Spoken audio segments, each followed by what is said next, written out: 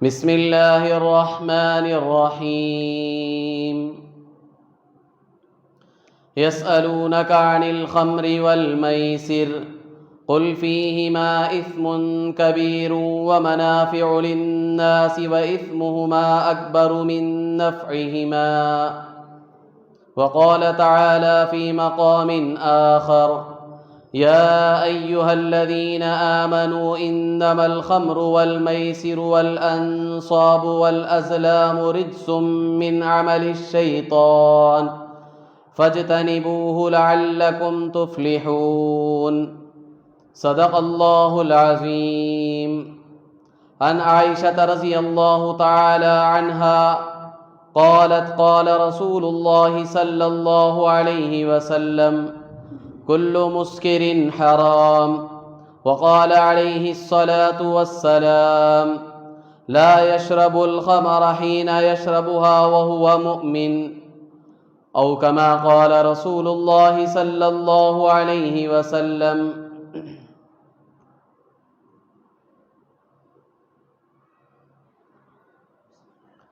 بزرگان محترم، عزیز نوجوانان اسلام،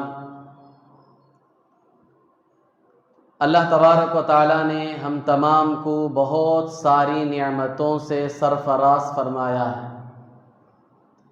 ان گنت لامحدود نعمتیں اللہ تعالیٰ نے مجھے آپ کو دنیا میں بسنے والے ہر انسان کو عطا فرمائی، چاہے وہ مسلمان ہو یا غیر مسلم ہو،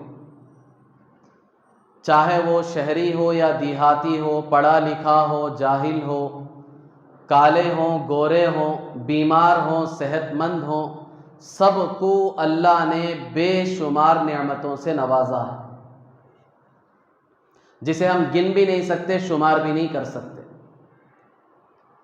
قرآن پاک میں اللہ تبارک و تعالیٰ ارشاد فرماتے ہیں وَإِن تَعُدُّوا نِعْمَةَ اللَّهِ لَا تُحْصُوهَا، اگر تم اللہ کی نعمت کو گننا چاہو گے، شمار کرنا چاہو گے تو اسے گن نہیں سکتے، شمار نہیں کر سکتے. بندہ اپنی بساط کے مطابق بہت سی مرتبہ یہ سوچتا ہے کہ اللہ تعالیٰ نے مجھے نعمتوں سے محروم کر دیا ہے، اللہ نے مجھے کوئی خاص نعمتیں عطا نہیں کی ہیں، اللہ نے مجھ پر کوئی خاص کرم نہیں کیا ہے. ایک بیمار آدمی ہے تو وہ یہ سوچنے لگتا ہے کہ اللہ کی میرے اوپر کوئی نعمتیں نہیں ہیں.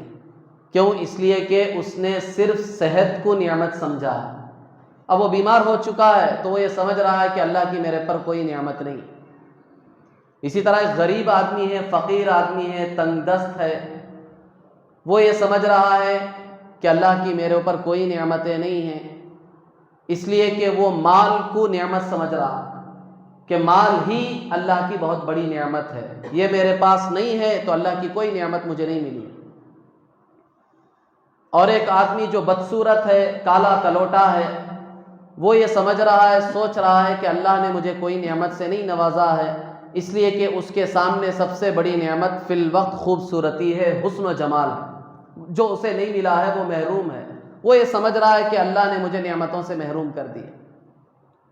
تو ہر آدمی اپنی پریشانی کے مطابق اس کے بالمقابل چیز کو نعمت سمجھتا ہے کہ جس چیز سے یہ پریشان ہے اس کے بالمقابل جو چیز ہے اسے نعمت سمجھتا ہے اور یہ سوچتا ہے کہ اللہ نے مجھے نعمت سے نہیں نوازا.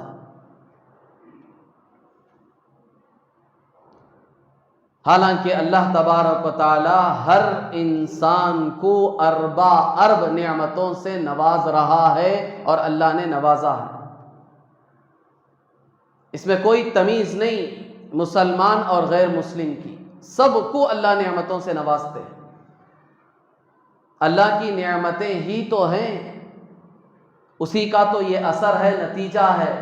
ہم کھا رہے ہیں، پی رہے ہیں، صبح اٹھتے ہی جو موت کی حالت سے ہم واپس آئے ہیں. حدیث میں کہا گیا النوم اخت الموت، رات میں جب آدمی سوتا ہے تو وہ موت کی طرح ہے اس کے لیے، نیند موت کی بہن ہے. تو جو صبح تم زندہ اٹھے ہو، کیا یہ اللہ کی نعمت نہیں ہے؟ اٹھتے ہی تمہارے آنکھوں میں جو بینائی موجود ہے باقی ہے، تمہیں دکھائی دے رہا ہے، کہ اللہ کی نعمت نہیں ہے؟ اٹھتے ہی تمہارے کانوں کو اچھی طرح سنائی دے رہا ہے، کیا یہ اللہ کی نعمت نہیں ہے؟ اٹھتے ہی تم اچھی طرح سانس لے رہے ہو، سانس باہر نکال رہے ہو، کیا یہ اللہ کی نعمت نہیں ہے؟ اٹھتے ہی تم استنجا اپنی ضرورت پوری کرنے کے لیے جاتے ہو، آسانی سے پوری کر کے آ جاتے ہو، کیا یہ اللہ کی نعمت نہیں ہے؟ اٹھنے کے بعد تم کھانا کھاتے ہو، لقمہ حلق سے نیچے اتر جاتا ہے، اٹکتا نہیں ہے، تو کیا یہ اللہ کی نعمت نہیں ہے؟ پانی پیتے ہو، آسانی سے گلے سے اتر جاتا ہے، کیا یہ اللہ کی نعمت نہیں ہے؟ اٹھنے کے بعد تم چلتے ہو، چیزوں کو ہاتھوں سے پکڑتے ہو، محسوس کرتے ہو، تمہیں لقوہ نہیں لگا ہے، تمہارے ہاتھ شل نہیں ہو گئے ہیں، یہ سب کیا اللہ کی نعمتیں نہیں ہیں؟ کیا کیا نعمتیں اللہ کی گنوائی جائیں، بندہ سوچتا نہیں ہے۔ تو یہ جتنی بھی نعمتیں اللہ نے ہمیں دی ہیں، یہ سب اللہ کی امانت ہے، اور امانت میں خیانت کرنا جائز نہیں ہے، اس کی اجازت نہیں ہے۔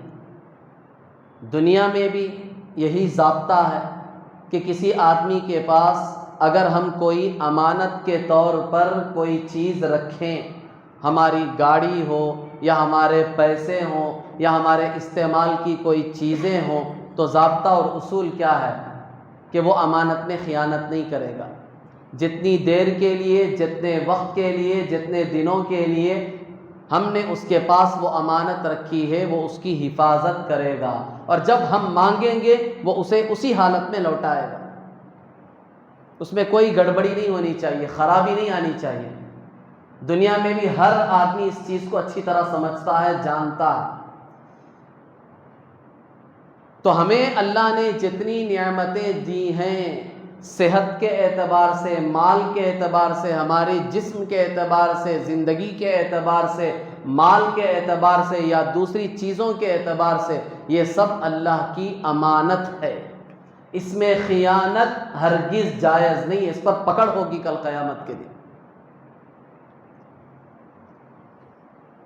تو ان ساری نعمتوں میں جو اللہ نے ہمیں دی ہے بطور امانت کے، اس میں ایک بڑی امانت اور ایک بہت بڑی نعمت اللہ کی وہ عقل ہے، عقل، دماغ، عقل، جو بھی کہو آپ، یہ بھی اللہ کی بہت بڑی نعمت ہے۔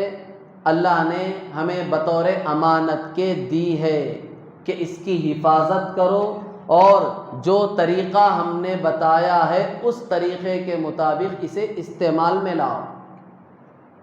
عقل کو بیکار مت چھوڑ دو، یہ عقل ہم نے تمہیں دی ہے استعمال کے لیے، اسے جائز طریقوں میں استعمال کرو، اسے خراب ہونے سے بچاؤ، صحیح راستے پہ اسے لگاؤ۔ یہ بہت بڑی نعمت ہے جو ہم نے تمہیں دی، اس کی حفاظت ہم میں سے ہر ایک کی ذمہ داری ہے۔ اور جو اس امانت میں خیانت کرے گا تو اس کا نقصان وہ دنیا میں بھی دیکھے گا اور آخرت میں بھی دیکھے گا۔ ہم مشاہدہ کرتے ہیں جس کی عقل معوف ہو جاتی ہے، خراب ہو جاتی ہے،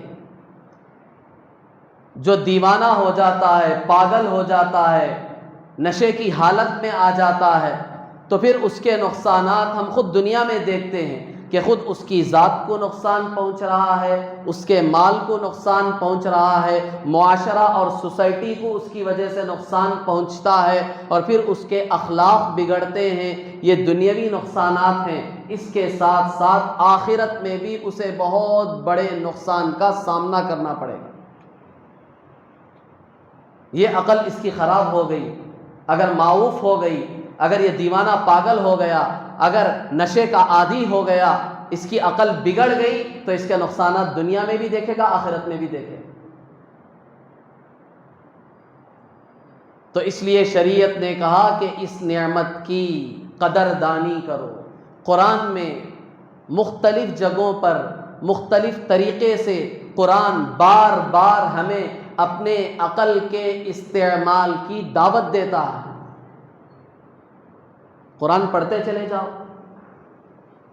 لعلہم یتفکرون، لعلکم تتفکرون، لعلکم تتدبرون، لعلکم تتذکرون، یا اولی الالباب۔ یہ قرآن نے مختلف انداز سے ہمارے عقلوں کو جھنجھوڑا ہے کہ کہاں ہیں تمہاری عقلیں، ہم نے کیوں دی تھی تمہیں؟ یہ استعمال کے لیے دی تھی کہ اچھی چیزوں میں اسے استعمال کرو، تمہاری عقل باقی رہے گی، دنیا کا بھی فائدہ ہوگا، آخرت کا بھی فائدہ ہوگا۔ کہاں ہے وہ عقل مند؟ قرآن پکارتا ہے، بلاتا ہے، عقل مندوں کہاں ہو تم؟ اپنی عقلیں کہاں لگا رہے ہو؟ عقل استعمال کرنے کے لیے ہم نے ایک راستہ بھی بتایا، اس راستے میں اسے استعمال کرو، پھر دیکھو دنیا کے فائدے کس طرح تم حاصل کرو گے، آخرت کے فائدے کس طرح حاصل کرو گے۔ اگر خدا نخواستہ تمہاری یہ عقل معوف ہو گئی، بگڑ گئی، اگر اسے تم نے نقصان پہنچا دیا تو پھر بہت بڑا نقصان پورے عالم کو پہنچے گا تمہاری اس ایک عقل کے بگڑنے کی وجہ سے۔ انسانوں اور جانوروں میں ایک بڑا فرق یہ عقل کا ہے۔ انسان کی اگر عقل ختم ہو جائے، اس میں بگاڑ آ جائے، تو انسان جو اشرف المخلوقات ہے، اللہ کی تمام پیدا کردہ مخلوقات میں سب سے افضل اور اونچا ہے، اس کا مقام جانور سے بھی گھٹ جاتا ہے، بدتر ہو جاتا ہے۔ پاگلوں کو نہیں دیکھا ہے؟ کیا کھا رہے ہیں کچھ پتہ نہیں، کیا پی رہے ہیں کچھ پتہ نہیں، غلاظت کھا رہے ہیں، گندگی کھا رہے ہیں، کہاں کہاں کھا رہے ہیں، کپڑے کون سے پہن رہے ہیں، گندے ہیں، پاک ہیں، ناپاک ہیں، کچھ پتہ نہیں، کہاں سو رہے ہیں انہیں کچھ احساس نہیں، کیا بول رہے ہیں انہیں کچھ پتہ نہیں، لوگوں کے ساتھ کیا برتاؤ کر رہے ہیں انہیں کچھ پتہ نہیں، بیوی کا فرق بھول چکے ہیں، ماں کا فرق بھول چکے ہیں، بیٹی کا فرق بھول چکے ہیں، باپ جانتے نہیں، اس کا مقام انہیں پتہ نہیں، بیٹے کا مقام پتہ نہیں، دوستوں کا مقام پتہ نہیں، اللہ والوں کی عزت کرنا نہیں جانتے۔ یہ صرف ایک عقل کی خرابی کی وجہ سے یہ سارے نقصانات پورا معاشرہ دیکھتا ہے، بھگتتا ہے۔ اور اس عقل کی خرابی میں سب سے بڑا کردار نشہ آور چیزوں کا ہے۔ نشے کی جتنی چیزیں ہیں، چاہے وہ شراب ہو، چاہے وہ گانجا ہو، چاہے وہ چرس ہو، چاہے وہ افیون ہو، یا اور اس قسم کی جتنے بھی نشے کی چیزیں ہیں، تمباکو ہو، جن جن میں نشہ آتا ہے، یہ ساری نشے کی چیزیں عقل کو سب سے زیادہ خراب کرنے والی ہے۔ اور ایک آدمی کی عقل خراب ہوئی تو اس کی پوری دنیا اور آخرت دونوں برباد۔ حدیث میں اللہ کے رسول صلی اللہ علیہ وسلم نے خود فرمایا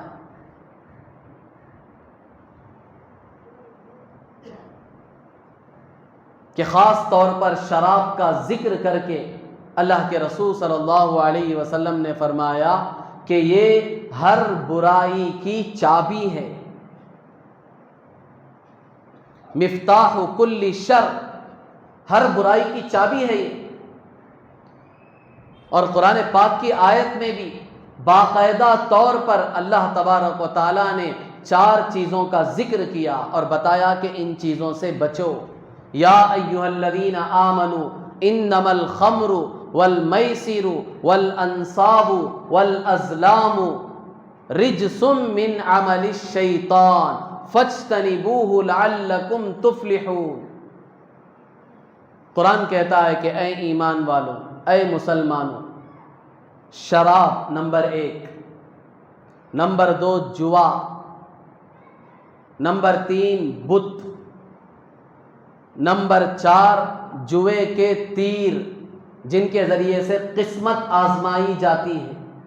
قرآن نے ان 4 چیزوں کو ذکر کرنے کے بعد کہا رجسن، یہ چاروں کے چاروں گندی چیزیں ہیں، ناپاک چیزیں ہیں، نجس چیزیں ہیں، من عمل الشیطان، یہ شیطانی اعمال ہیں۔ اور آگے قرآن نے کہا فجتنبوہ، ان چیزوں سے بچو۔ اگر ان چیزوں سے بچو گے تو کیا فائدہ ہوگا؟ لعلکم تفلحون، تم فلاح یاب ہو جاؤ گے، کامیاب ہو جاؤ گے، تمہیں دنیا اور آخرت کی کامیابی ملے گی۔ اس آیت میں غور کریں، مفسرین کہتے ہیں کہ اللہ تبارک و تعالیٰ نے اس آیت میں شراب اور نشے کی چیزوں کو بت ان کے ساتھ جوڑ کر بیان فرمایا ہے۔ بتوں کی پوجا، بتوں کی عبادت جس طرح شرک ہے، اللہ کو سب سے زیادہ ناپسندیدہ چیز ہے، اسی طرح شراب اور جوا یہ بھی اللہ کو سب سے زیادہ ناپسندیدہ چیز ہے۔ یہ شرک کی طرح ہے، شرک۔ روایت میں باقاعدہ اللہ کے رسول صلی اللہ علیہ وسلم نے تشبیہ دے کر، مثال دے کر سمجھایا، مدمن الخمر کعابد وثن، کہ شراب کا عادی جو شرابی ہے، شراب پیتا ہے، وہ ایسے ہے جیسے کہ بتوں کی عبادت کر رہا۔ نعوذ باللہ، کتنا بڑا جرم ہے شراب پینا۔ صاف اللہ کے رسول صلی اللہ علیہ وسلم نے کہا کہ شراب کا عادی جو شرابی ہے، شراب پیتا ہے، وہ ایسے ہے کعابدی وثن، وثن کہتے ہیں بت کو، یہ بتوں کا پجاری ہے، بتوں کی پوجا کرنے والے کی طرح ہے۔ تو قرآن کی اس آیت میں بھی اللہ تبارک و تعالیٰ نے شراب اور جوا، یہ جو نشے کی چیزیں، جوا میں بھی نشہ ہے۔ آدمی جوے کا عادی ہو جاتا ہے تو اس پر ایسا بھوت سوار ہو جاتا ہے کہ اچھے اور برے کی تمیز ختم ہو جاتی ہے۔ نہ اسے بیوی کا پتہ ہوتا ہے، نہ اولاد کا پتہ ہوتا ہے، ان کو بھی لگا دیتا ہے جوے میں، بازی میں ہار جاتا ہے۔ دیکھا نہیں دیکھا آپ لوگوں نے یہ جو کرکٹ کا بھوت سوار ہوا ہے لوگوں پر، آئی پی ایل یا فلاں فلاں جو بھی ہیں، یا دوسرے گھوڑ سواری، جن جن چیزوں میں لوگ بیڈنگ کرتے ہیں، بیڈنگ لگاتے ہیں، یہ تو صراحتاً جوا ہے۔ اس میں آدمی کہاں تک آگے بڑھ جاتا ہے، اسے ہوش بھی نہیں رہتا۔ زائد جو پیسے ہیں پہلے وہ پیسے لگاتا ہے، ہار جاتا ہے، ایک نشہ چڑھ گیا ہے۔ اصل جو اس کا راس المال ہے، جو اصل چیزیں ہیں وہ لگا دیتا ہے، اس کے بعد دکان جو ہوتا ہے اسے لگا دیتا ہے، مکان کے کاغذات لے جا کر اسے لگا دیتا ہے۔ بعض تو اتنے بدبخت ہیں کہ وہ اپنی بیویوں کو بھی جوے میں ہار جاتے ہیں۔ کیوں؟ ایک نشہ ہے، اسے احساس نہیں ہے، اسے پتہ بھی نہیں چلے گا۔ کب معلوم ہوگا؟ جب یہ نشہ کئی دن بعد اترے گا، اس وقت بیٹھ کر افسوس کرے گا، اپنی انگلیوں کو چبائے گا کہ میں نے کیا کر دیا، کیا کیا کھو دیا اس جوے کے نشے میں۔ تو یہ بھی سب سے بڑا نشہ ہے، جوا کوئی معمولی چیز نہیں ہے۔ اس لیے قرآن پاک میں آپ ذرا سوچ کر دیکھیں، غور کریں، قرآن اسی بات کو بار بار بتاتا ہے، سمجھاتا ہے کہ ہماری باتوں پر، ہماری نصیحتوں پر، ہم نے جو واقعات قرآن میں بیان کیے ہیں اس پر اور کائنات کے ذرے ذرے میں غور کرو، نصیحت حاصل کرو۔ بار بار قرآن دعوت دے رہا ہے۔ یہ عقل اس لیے نہیں دی ہے تمہیں کہ ادھر ادھر اسے استعمال کرو، ان چیزوں میں لگاؤ عقل کو، سوچو، غور کرو کہ تم کیا کر رہے ہو، تم کیا ہو، کیا کر رہے ہو، تمہیں کیا کرنا چاہیے۔ تو قرآن نے نشے کی چیز اور جوے کو بت کے ساتھ جوڑ کر بیان فرمایا۔ مفسرین کہتے ہیں بتوں کی عبادت جس طرح بری چیز ہے، اللہ کو سب سے ناپسندیدہ چیز ہے، اسی طرح یہ شراب اور اسی طرح جوا، چونکہ دونوں میں نشہ ہے، اس سے آدمی کی عقل معوف ہو جاتی ہے، ختم ہو جاتی ہے، عقل آدمی کے ہاتھ سے نکل جاتی ہے، تو یہ بھی بتوں کی عبادت کی طرح ہے۔ اور آگے قرآن نے شراب اور جوا جن دونوں چیزوں میں نشہ ہے اسے کہا رجسن۔ اس کا دوسرا نقصان بتایا کہ یہ گندگی ہے، گندی چیز ہے، اس کے قریب بھی مت جاؤ۔ اور پھر آگے کا من عمل الشیطان، یہ شیطانی اعمال میں سے ہے، یہ انسانی اعمال میں سے نہیں ہے، یہ انسان کا کام نہیں ہے۔ مسلمان تو دور کی بات، بحیثیت انسان ہونے کے اس کے لیے لائق ہی نہیں کہ وہ شراب پیے اور وہ جوا کھیلے، کیونکہ سراسر اس میں نقصان ہے۔ اس کا نقصان سے اسلام نے صرف مسلمان کو نہیں بچایا، پوری انسانیت کو تعلیم دی گئی، پوری انسانیت کو بتایا کہ یہ شیطانی عمل ہے، یہ انسان کا کام نہیں ہے. یہ نہیں کہا کہ یہ غیر مسلم کا کام ہے، یہ غیروں کا کام ہے، بلکہ صاف کہا من عمل الشیطان، یہ شیطانی عمل ہے.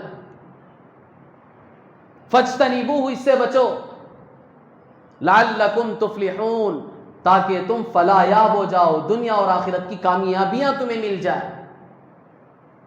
اگر تم نہیں بچو گے اس سے تو اس کا مزید نقصان کیا ہوگا؟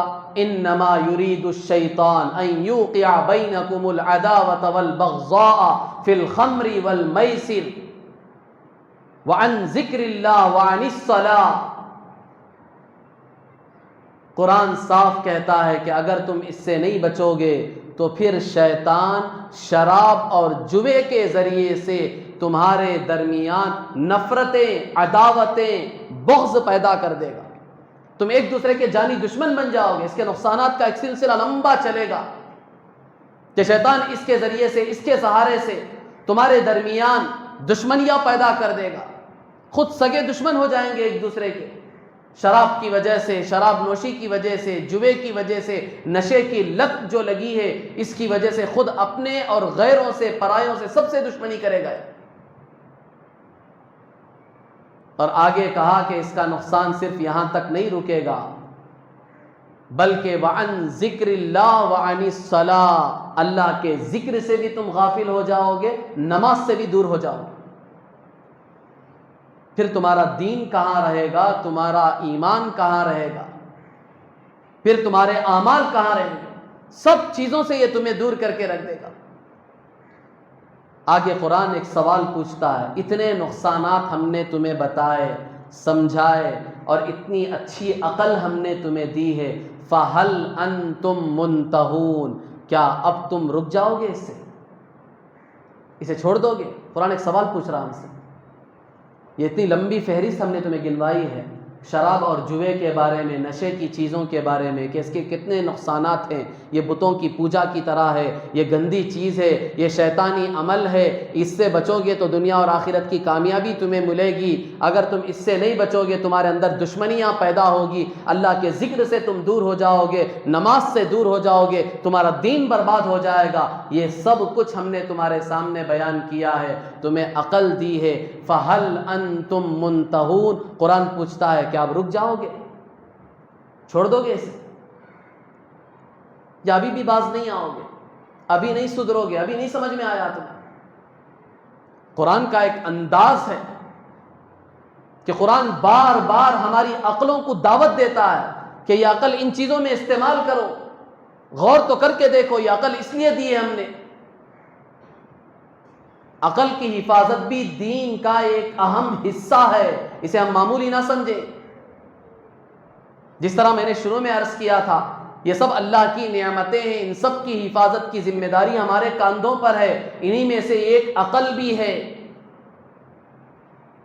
شریعت اور دین کے ماہرین نے صاف طور پر یہ بیان کیا ہے کہ شریعت کے بنیادی جو 5 مقاصد ہیں جن پر شریعت کی بنیاد ہے، ان 5 چیزوں میں سے ایک عقل بھی ہے. دین کی حفاظت کرنا یہ بھی ذمہ داری ہے ہماری، اپنی جان کی حفاظت کرنا یہ بھی ذمہ داری ہے، مال کی حفاظت کرنا یہ بھی ہماری ذمہ داری ہے، نسل کی، ہماری اولاد کی حفاظت کرنا یہ بھی ہماری ذمہ داری ہے، اور 5ویں چیز عقل کی حفاظت بھی ہماری ذمہ داری ہے. یہ دین کے 5 بنیادی مقاصد میں سے ایک مقصد ہے. دین، جان، مال، نسل اور عقل. یہ عقل بھی دین کے مقاصد میں سے ایک اہم مقصد ہے. اس کی حفاظت کی ذمہ داری ہماری ہے کہ ہم اس کی حفاظت کریں. اور عقل عام طور پر ان نشہ آور چیزوں سے معروف ہو جاتی ہے، برباد اور ختم ہو جاتی ہے، جس میں آج ہمارا معاشرہ سب سے زیادہ ملوث ہے. اور معاشرے میں بھی ہمارا نوجوان طبقہ، نوجوان، مرد تو مرد، عورتیں بھی اس کی عادی ہو چکی ہیں.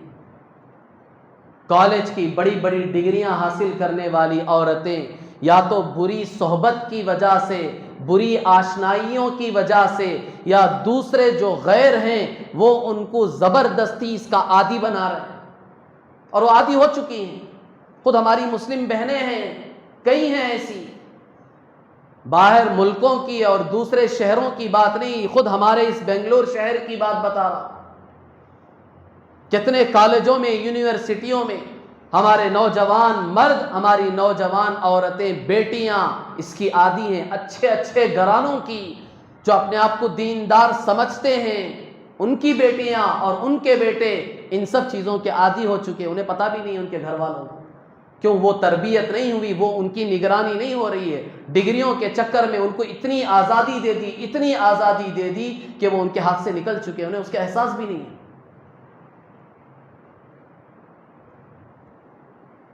اتنی بری لت ہے، اتنی بری چیز ہے۔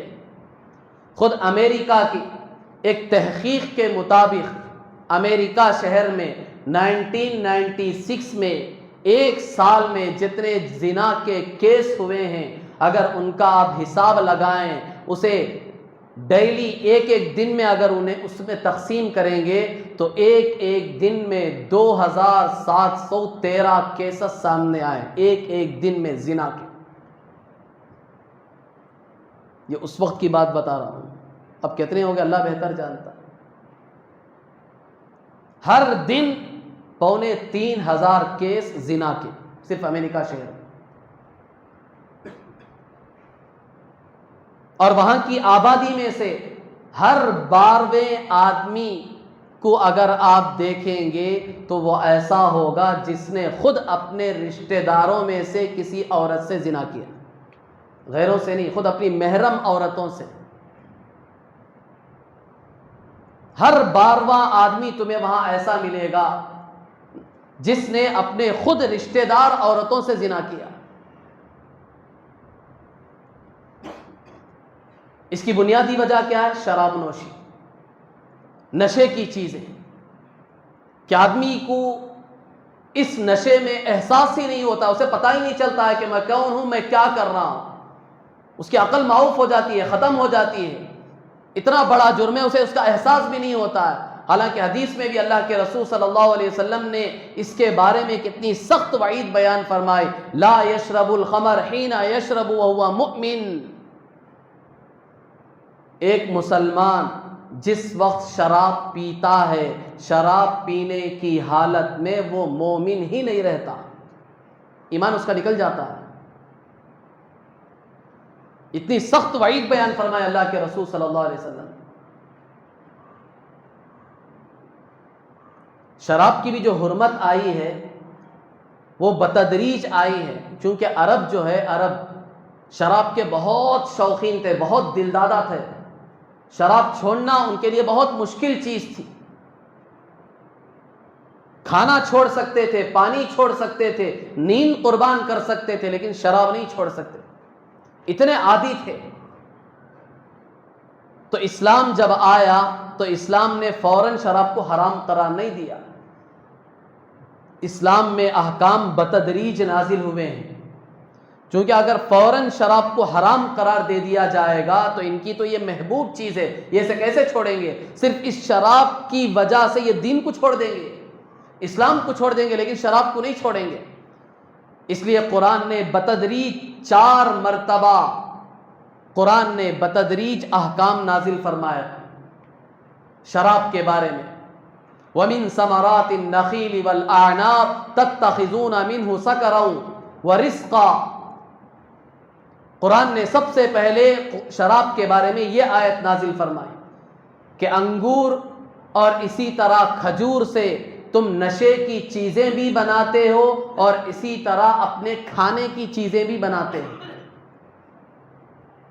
سب سے پہلے قرآن نے شراب کے تئیں یہ آیت نازل فرمائی، یہ حکم فرمایا، اور شراب کے بارے میں بتایا ایک طرف تو کھانے کی چیزیں ہیں اور ایک طرف نشے کی چیزیں ہیں، دونوں کا صرف تقابل بتایا قرآن نے۔ تو کھانے کی چیزیں بھی بناتے ہو، نشے کی چیزیں بھی بناتے ہو، اب تمہیں خود سوچنا چاہیے کہ کھانے کی چیزیں بنانا زیادہ بہتر ہے نشے کی چیزوں کے مقابلے میں۔ یہ حرام ورام کچھ نہیں کیا، صرف تقابل بتا کے چھوڑ دیا۔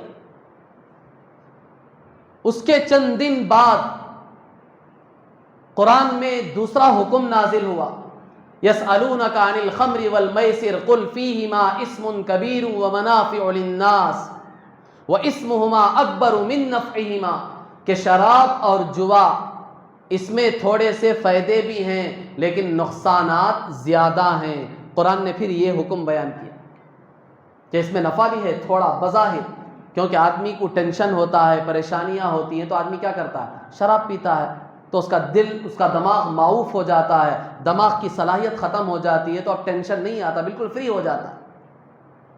اور پہلے زمانے میں لوگ جو ہے وہ عام طور پر شراب جو پیتے تھے وہ اسی کی وجہ سے پیتے تھے، شوق سے بہت کم پیتے تھے، عام طور پر ٹینشن اور پریشانیاں، مصیبتوں کو بھلانے کے لیے آدمی شراب پیتے تھے۔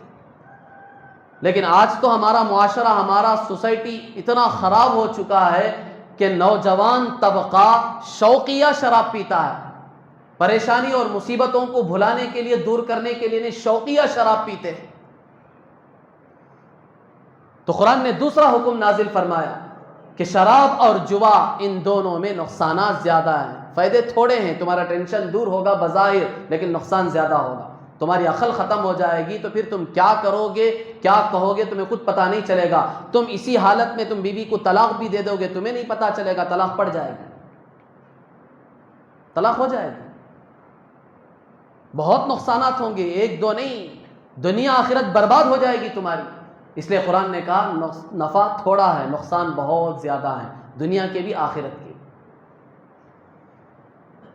پھر حضرت عمر رضی اللہ تعالی عنہ نے اللہ تبارک و تعالیٰ سے دعا کی، اللہم بین لنا فی الخمر بیانا شافیا، اے اللہ شراب کے بارے میں ایک واضح کلیئر حکم دے دے ہمارے لیے۔ اس میں ابھی پتہ نہیں چل رہا ہے کہ شراب حرام ہے، حلال ہے، کیا کرنا چاہیے۔ دو حکم آئے شریعت کی طرف سے، اللہ کی طرف سے، لیکن کلیئرٹی نہیں تھی کہ شراب کیا ہے۔ تو حضرت عمر رضی اللہ تعالیٰ نے دعا کی، اللہ شراب کے بارے میں بالکل کلیئر حکم نازل کر دے، بالکل واضح بیان ہمیں دے دے، بتا دے کہ کیا ہے۔ تو پھر تیسرا حکم آیا شراب کے بارے میں، یا ایھا الذین آمنوا لا تقربوا الصلاۃ وانتم سکارا، اے مسلمانوں شراب کی حالت میں، نشے کی حالت میں نماز کے قریب بھی مت جاؤ۔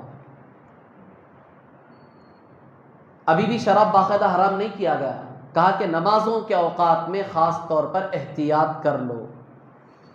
اب مسلمانوں کا ایک بڑا طبقہ ایسا تھا کہ وہ پہلے ہی سے شراب سے متنفر تھا، شراب کو پسند نہیں کرتا تھا۔ آپ علیہ الصلوۃ والسلام اور بڑے بڑے صحابہ، ہاں جو چھوٹے قسم کے تھے، جو نئے نئے مسلمان تھے، یا چھوٹے قسم کے جو صحابہ تھے، وہ بعض شراب پی لیا کرتے تھے دعوتوں میں، کیونکہ باقاعدہ شراب کی حرمت کا حکم نہیں آیا تھا۔ اس کے بعد پھر چوتھی مرتبہ باقاعدہ قرآن میں شراب کو حرام قرار دیا گیا، وہ وہی آیت ہے جو میں نے خطبے میں پڑھی، جس کی تشریح میں ابھی کر رہا ہوں، جس کے اتنے نقصانات بتائے گئے۔ اے ایمان والوں، شراب، جوا، بت اور اسی طرح یہ تیر، جوے کے جو تیر ہیں، یہ سب کے سب گندی چیزیں ہیں، شیطانی عمل ہے، ان سے بچو، تمہیں کامیابی ملے گی، ورنہ شیطان تمہارے اندر نفرتیں پیدا کر دے گا، دشمنیاں پیدا کر دے گا، تم اللہ کے ذکر سے دور ہو جاؤ گے، نمازوں سے دور ہو جاؤ گے، تمہارا دین برباد ہو جائے گا۔ یہ پوری تفصیل قرآن نے نازل فرمائی، اللہ تبارک و تعالیٰ نے یہ آیت نازل فرما کر بتا دیا کہ اب شراب ہمیشہ کے لیے حرام۔ تو بعض صحابہ جو شراب پیتے تھے، روایتوں میں آتا ہے کہ مدینے کی گلیوں میں جس وقت یہ آیت نازل ہوئی، بعض باقاعدہ دعوتوں میں بیٹھے ہوئے تھے، جام یہاں تک منہ تک چلا گیا تھا جیسے ہی یہ آیت ان کے کانوں میں پڑی کہ شراب کی حرمت کا حکم نازل ہو چکا ہے، انہوں نے اتنا بھی گوارا نہیں کیا کہ یہ منہ تک جام چلا گیا ہے، آخری مرتبہ اسے دیکھ رہے ہیں، آخری مرتبہ ہی صحیح اسے پی لیں، اس کے بعد چھوڑ دیں گے، نہیں۔ صحابہ کامل طور پر دین کی اتباع کرنے والے تھے، اللہ اور اس کے رسول صلی اللہ علیہ وسلم کے حکم کی خلاف ورزی کرنا ان کے لیے دنیا اور آخرت کی بڑی بربادی سمجھی جاتی تھی۔ اور جن کے منہ میں گھوٹ چلا گیا تھا انہوں نے بھی تھوک دیا، گوارا نہیں کیا کہ یہ اندر لے لیں، کہ شراب کی حرمت کا حکم آ گیا۔ اب سارے مٹکے سارے مشکیزے پھاڑے گئے، توڑے گئے، اور مدینے کی گلیوں میں شراب اس طرح بہایا گیا کہ جس طرح زوردار بارش ہوتی ہے تو پانی جس طرح گلیوں سے بہتا ہے، اس طرح ساری شراب بہا دی گئی۔ یہ نہیں کہ اسے بیچ کر پیسہ لے لے کافروں کو، یہ بھی گوارا نہیں کیا۔ اور خود اللہ کے رسول صلی اللہ علیہ وسلم نے اس شروع زمانے میں جب شراب حرام کر دی گئی، صحابہ کو حکم دیا کہ میدان میں سب اپنے شراب کے مٹکے جمع کرو اور شراب کے مشکیزیں جمع کرو۔ سب کے شراب کے مٹکے مشکیزیں جمع کیے گئے، شراب تو بہا دی گئی۔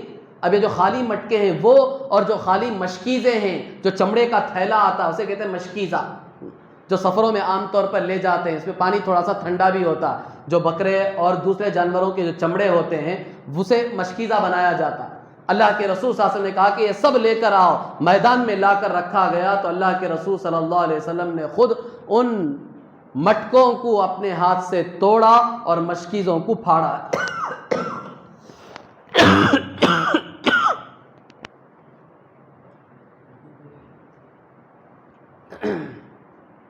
یعنی اتنا بھی گوارا نہیں کیا اسلام نے، اللہ کے رسول صلی اللہ علیہ وسلم نے، کہ شراب تو بہا دی گئی ہے، اب مٹکے دھو لیں، اسے صاف کر لیں اور اسے استعمال میں لا لیں، لا سکتے ہیں، شرعاً کوئی ممانعت نہیں ہے، لیکن چونکہ وہ مٹکے رہیں گے، مشکیزیں رہیں گے تو شراب کی یاد آ سکتی ہے انسان ہونے کی حیثیت سے۔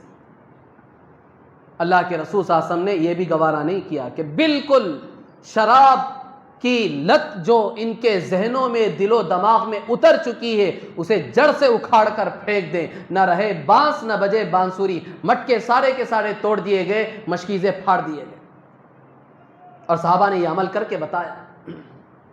تو اتنی خطرناک چیز ہے یہ شراب، اور اسی طرح نشے کی جتنی چیزیں ہیں، چاہے وہ افیون ہو، چرس ہو، گانجا ہو، اور بھی بہت ساری چیزیں ہیں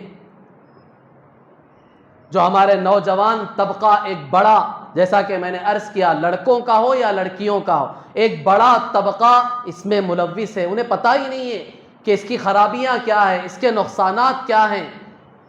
ہم خود ان چیزوں کو سمجھیں، دوسروں کو سمجھائیں، اپنی اولاد کی خاص طور پر حفاظت کریں۔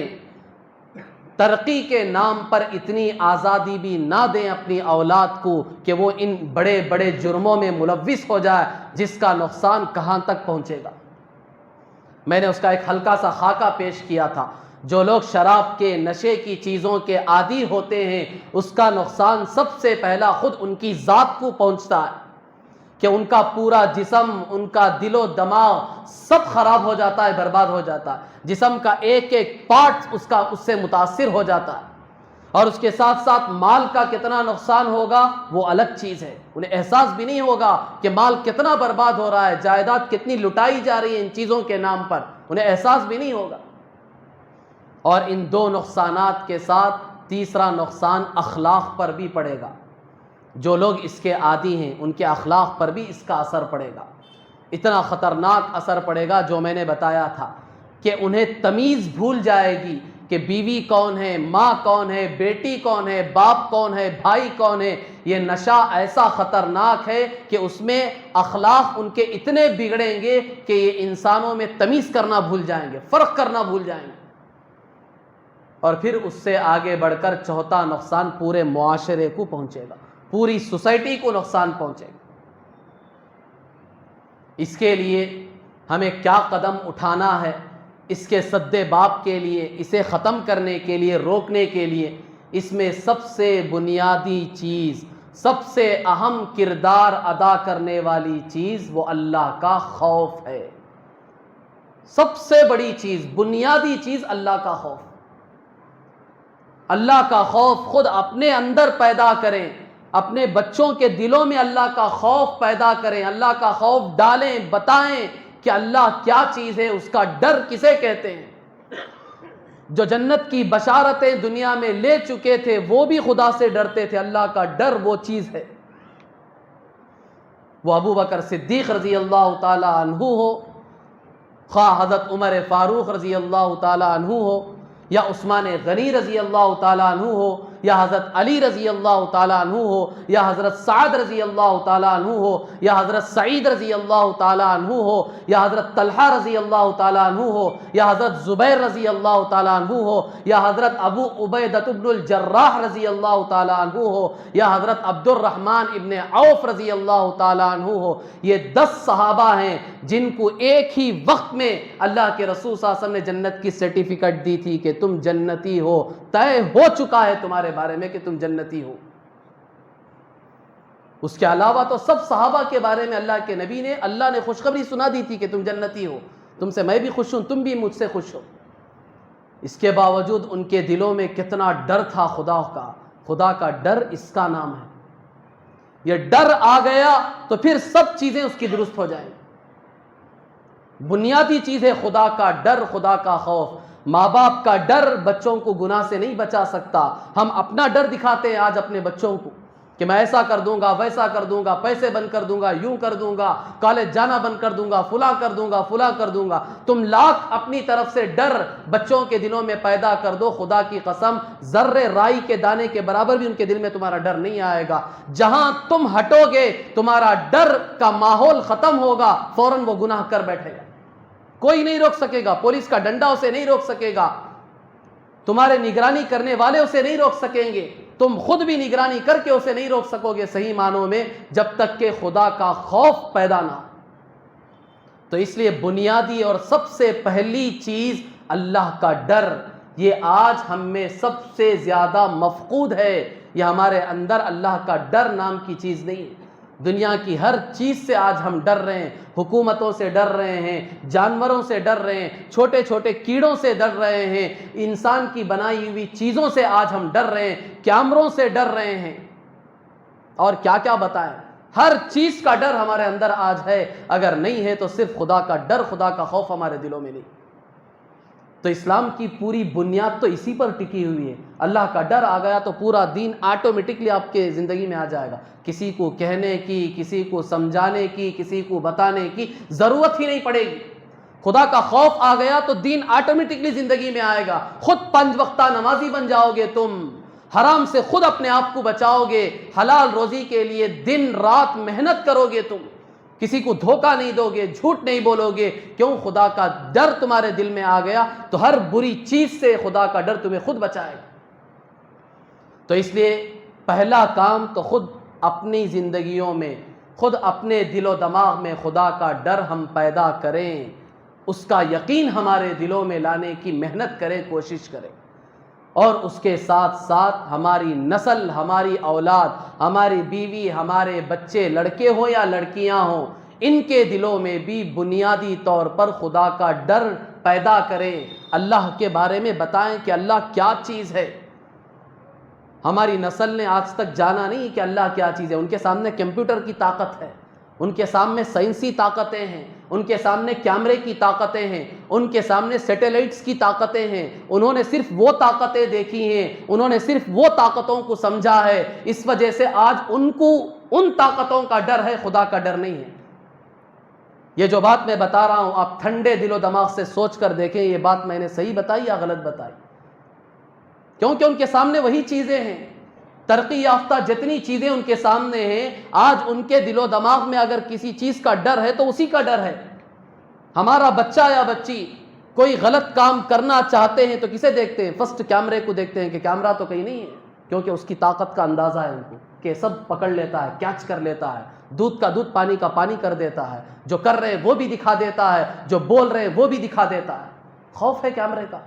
تو ہر عمل سے پہلے انسان کی نگاہ کہاں جا رہی ہے؟ کیمرے کی طرف جا رہی ہے۔ کوئی دیکھ تو نہیں رہا ہے، کوئی پکڑ تو نہیں رہا ہے، کیوں؟ اس کا ڈر بیٹھا ہوا ہے۔ تو دنیا کی ہر چیز کا ڈر ہمارے دلوں میں بیٹھ گیا۔ ہم اپنی اولاد کو بتائیں کہ ان سب چیزوں کو جس انسان نے بنایا ہے، جس انسان نے اپنی عقل کی صلاحیت خرچ کر کے ان سب چیزوں کو بنایا ہے، اس عقل کو بلانے والی ایک بہت بڑی ذات ہے جو سب کو دیکھ رہی ہے۔ اس کے سامنے پوری کائنات ہتھیلی کی طرح ہے، یوں دیکھ رہا ہے پوری کائنات کو، بیک وقت سب کو دیکھ رہا ہے، اندھیرے کو، اجالے کو، دن رات، ہر چیز کو، ہر ذرے کو کائنات کے وہ دیکھ رہا ہے اور وہ حساب بھی لے گا۔ دنیا کے کیمرے دیکھتے ہیں بعض مرتبہ لیکن حساب نہیں لے سکتے۔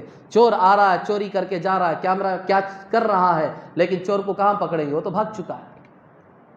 لیکن اس کا کیمرہ،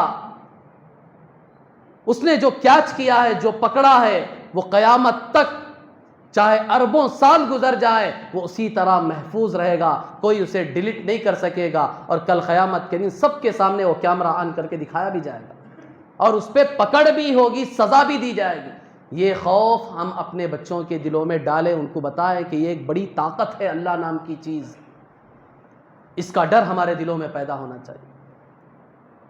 اس کے ساتھ دوسرا کام میں صرف مختصر بتا رہا ہوں، آپ اسے ذہن میں محفوظ کر لیں۔ ہم اپنی اولاد کی خاص طور پر اچھی تربیت کریں۔ تربیت کا بہت بڑا فقدان ہے آج ہمارے معاشرے میں۔ اچھی سے اچھی تربیت کریں، اچھا ماحول دیں، ان کے دوست اچھے ہونے چاہیے۔ یہ تیسری چیز ہے کہ ان کے ساتھی کیسے ہیں اس کی نگرانی خود ہم کریں، کہ برے دوست ہوں گے تو یہ خود بھی برے بنیں گے۔ صحبت صالح ترا صالح کند، صحبت طالح ترا طالح کند۔ اچھی صحبت ہوگی تو آدمی اچھا بنے گا، بری صحبت ہوگی تو آدمی برا بن جائے گا۔ کہنے والے نے تو یہاں تک کہا ہے، یار بد بدتر بود از مار بد۔ فارسی کا ایک مشہور مقولہ ہے کہ سام کے ڈسنے سے اتنا نقصان نہیں ہوگا جتنا نقصان ایک بری صحبت سے، برے دوست سے ہوتا ہے۔ سام ڈسے گا تو اتنا نقصان نہیں ہوگا آدمی کو جتنا نقصان برے ساتھی سے، برے دوست سے ہوتا ہے۔ اس لیے ہمارے بچوں کے دوستوں پر ہماری نگرانی ہونی چاہیے، ہماری نظر ہونی چاہیے کہ چاہے میری بیٹی ہو، چاہے میرا بیٹا ہو، اس کے سہیلی اور اس کے دوست کون ہیں، اچھے ہیں یا برے ہیں، ان کے اخلاق کیسے ہیں، اس پر بھی کڑی نگرانی ہونی چاہیے۔ ہمارے بچے ہماری ذات میں اچھے ہیں لیکن دوست اگر برا مل گیا تو کیا ہوگا، اسے برا بنا دے گا، تمہیں پتہ بھی نہیں چلے گا کہ بیٹا شراب کا عادی ہو چکا ہے، گانجے کا عادی ہو چکا ہے، چرس کا عادی ہو چکا ہے، افیون کا عادی ہو چکا ہے، پتہ نہیں ڈرگس لے رہا ہے۔ آج تو یہ ہمارے مسلم محلوں میں عام ہے یہ چیزیں، یہ آس پاس کے علاقوں کی بات بتا رہا ہوں۔ کتنے نوجوان ہیں آٹو میں بیٹھ کر کھلم کھلا دن کے اجالے میں ڈرگس لے رہے ہیں۔ نوجوان 15 سال کی عمر جنہیں صحیح عقل بھی نہیں آئی ہے وہ لے رہے ہیں، اس کے عادی ہو چکے ہیں۔ اتنی چھوٹی عمر میں یہ لت کہاں سے پڑی ان کو؟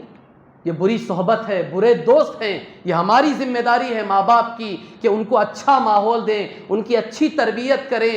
ان کے اچھے دوست ہیں تو ان سے ملنے دیں، برے دوست ہیں تو فوراً ان کا رشتہ ناتا توڑ دیں۔ یہ چند کام اگر ہم کریں گے تو انشاءاللہ پھر ایک اچھا پاک صاف اسلامی معاشرہ، اسلام جو چاہتا ہے وہ معاشرہ ہم تشکیل دے سکتے ہیں۔ اس کے اسباب اور ذرائع ہم خود بن سکتے ہیں۔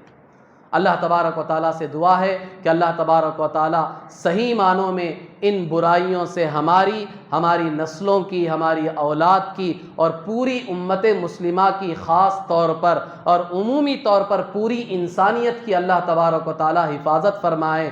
آمین۔ وآخر دعوانا الحمدللہ رب العالمین۔